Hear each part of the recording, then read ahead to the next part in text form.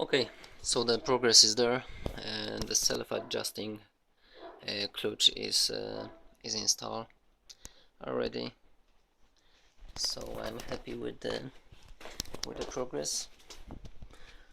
You need to use the correct tool to keep the clutch plate inside there in the central position, and then use the pressure tool to install the self-adjusting the clutch plate. The important part is with this type of clutch we not use the bolts around to tighten the clutch cover. They need to be pressed on the central point here, and then the old plate need to come to flywheel. So that's a slightly different procedure for this one. It's already sorted now, so I'm happy with. The next step will be installing a gearbox.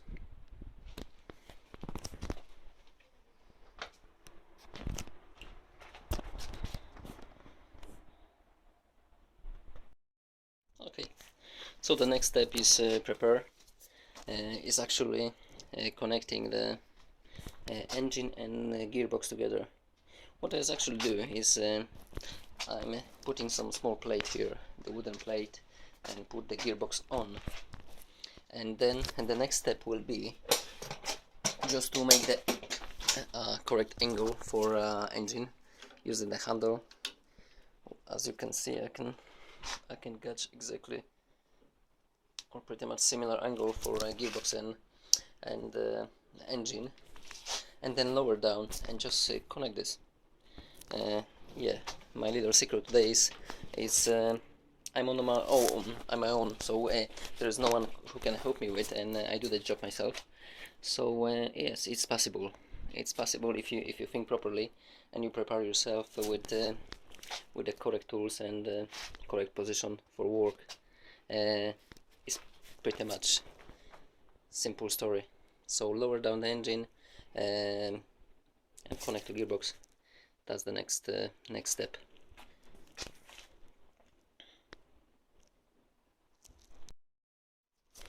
Okay, so engine and gearbox is connected already. I was managed to find the correct angle and put the gearbox here, lifting on the correct side to found exactly the same angle. With the engine crane lining, I do the correct line for engine to take the correct angle for a gearbox, and then slowly slide in gearbox and engine together. So this step was managed. The gearbox and engine is mounted on two top bolts here, and then from the starter side, from here, there's an extra big bolt just over here when the engine and gearbox, and we got a starter on the other side. From the front side we got the one gearbox bolt here. There is a connection between gearbox and engine, and normally it's undercover because we got a front mounting here, so you might didn't notice straight away, but there is a bolt which is important. This is yeah, ventilation for gearbox. Okay, for clutch. Okay, so this step is complete. Now we can lift the engine a little higher and then tighten the bolts properly. There are also 4 bolts on the bottom, so that's something between gearbox and sump, oil pan. So there is a 4 bolt on the bottom as well. So we got a, let's say 4 which connecting gearbox and engine block, and another 4 a little smaller which connecting gearbox and oil sump.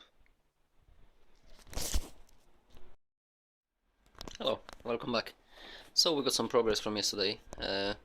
The engine is already inside of the car in engine bay, so it's back to slowly back to previous condition.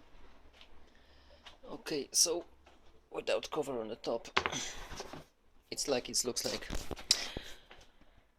Okay, so in fact the engine is mounted on 4 mounts.